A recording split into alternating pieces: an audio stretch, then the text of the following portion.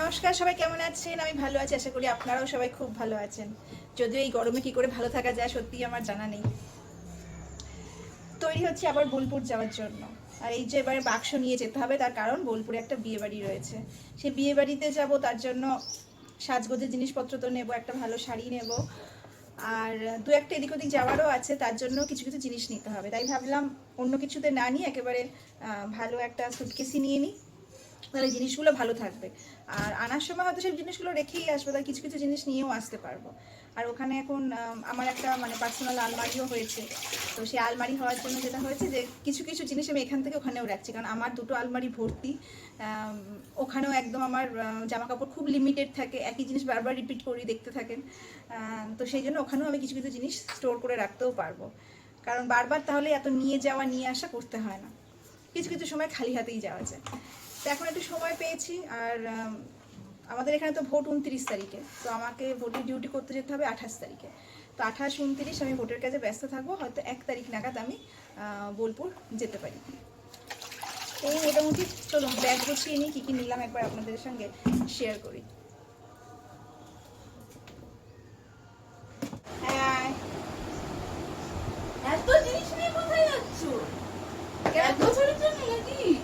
না না, কতদিন গেলে ভালো হয়? 2-3 দিনের বেশি ছাড়বো না। 2-3 দিনে হবে না, মিঠেটা বিয়ে বাড়ি আছে, মিনিমাম 1 সপ্তাহ। কেন? 1 সপ্তাহ না হলে বিয়ে বাড়ি খাবো কি করবো? খেচড়ি ভাই ধরা পড়েছে, মনে আছে? শুধু খাও। তো তুই আর আমার দুজনেরই তো ডায়েট চলছে। রোগা হয়েছি না বল পিসি ভাইজি? চল হেঁটে জামা কাপড় ওটা একটু এনে দে, আমি গুছিয়ে ফেলি।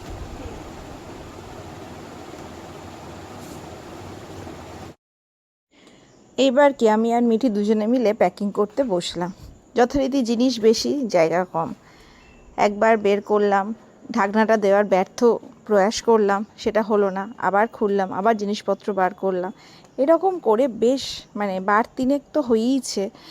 যে সুটকেস খুললাম, ভেতর থেকে জিনিস বার করলাম, আবার দিলাম। তো এই করে করে আলটিমেটলি কিন্তু সফল হতে পেরেছিলাম। 2-1 জিনিস কিন্তু বাদ দিতে হয়েছিল, আর 2-1 জিনিস কিন্তু আমাদের হাত ব্যাগে নিয়ে যেতে হয়েছিল। আসলে ওখানে আমার পরবার মতো শাড়ি থাকে না, তো আমি এবারে ঠিক করেছিলাম বেশ কিছু শাড়ি নিয়ে যাব। তো সেই জন্যই আর কি সুতির কিছু শাড়ি নিয়েছি। যাই হোক, মোটামুটি গোছানো আমার কমপ্লিট।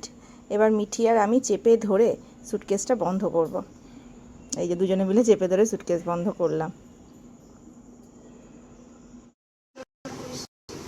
এতদিন তো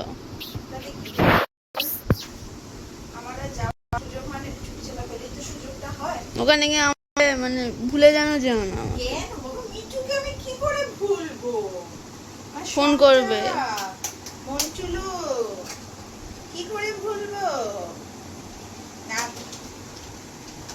চল ব্যাগটা গুছিয়ে দে, আমার হেল্প কর। নো। হ্যাঁ, এই মোটামুটি রেডি হয়ে গেছি, এবার বেরোচ্ছি। কই মিঠি, একটু ওখান থেকে না, চল।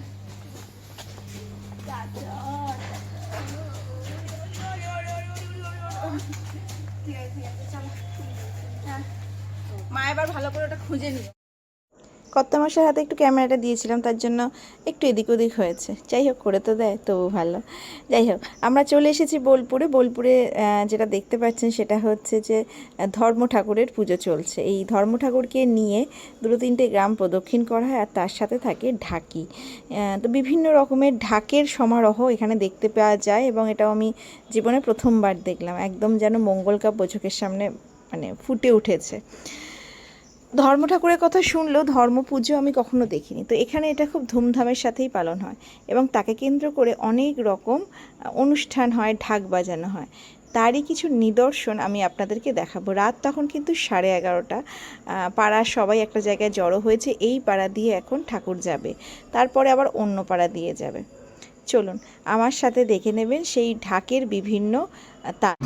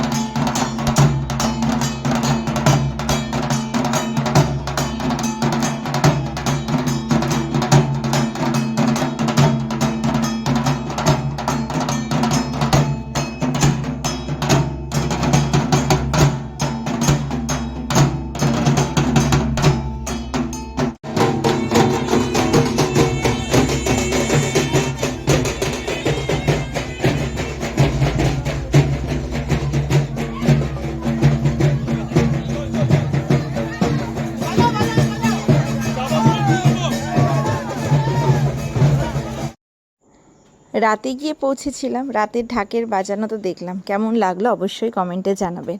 আর সকালবেলা দেখলাম আমাদেরই গাছে কুমড়ো ফুল ধরেছে, তো ভাবলাম কুমড়ো ফুলের বড়া করব। তো যতগুলো পেলাম কুমড়ো ফুল তুললাম। তারপর আমার শ্বশুরমশাই বললেন যে উনি হলুদ তুলছেন, সেটা উনি একটু দেখাবেন। বললাম ভালোই হলো, চলুন আমিও আপনাদেরকে একটু শেয়ার করি হলুদ কিভাবে মাটির তলায় থাকে তাকে কিভাবে তুলতে হয়। আমিও এটা দেখিনি, সবসময় কাঁচা হলুদ খেয়েইছি, কিন্তু চোখের সামনে আমি হলুদ এরকমভাবে প্রথমবারই দেখলাম। এই যে উনি মাটি খুঁড়ে বার করছেন, অনেকটা ওই আলুর মতো, যেমন আলু মাটিতে তলায় থাকে। আলুটা আমি দেখেছি, কিন্তু হলুদ আমি দেখিনি। হলুদটা আমি প্রথমবারই দেখলাম। আমাদের এখানে জানেন তো প্রচুর আম হয়েছিল প্রত্যেকটা আম গাছে, কিন্তু এই ঝড়ে কয়েকটা পরপর বৃষ্টি হলো, তাতে কিন্তু বেশ কিছু আম ঝরে পড়ে গেছে। এই যে দেখুন কাঁচা হলুদ। আর এই যে আমাদের একদম হাতের সামনেই আম, মানে খুব বড় বড় গাছ না, কিন্তু তাতে হয় প্রচুর আম। যার পথে দেখলাম অন্য একটা কুমড়ো গাছে আরও দুটো কুমড়ো ফুল ধরে রয়েছে। চলুন এগুলো নিয়ে এবার একটু ভেজে ফেলি, তারপরে আবার পুজো দেখতে যেতে হবে। ওই যে ওইদিকে আরও একটা কুমড়ো ফুল ছিল, কর্তাকে বললাম তুলতে। এই যে চান টান করে খেয়ে দে তারপর আমরা গেছি পুজো দেখতে অন্য একটা পাড়ায়। বেশ রোদ ছিল, আমি ছাতা সেই জন্য সঙ্গে নিয়েছিলাম। এই গ্রাম ছিল একটা অন্য গ্রাম।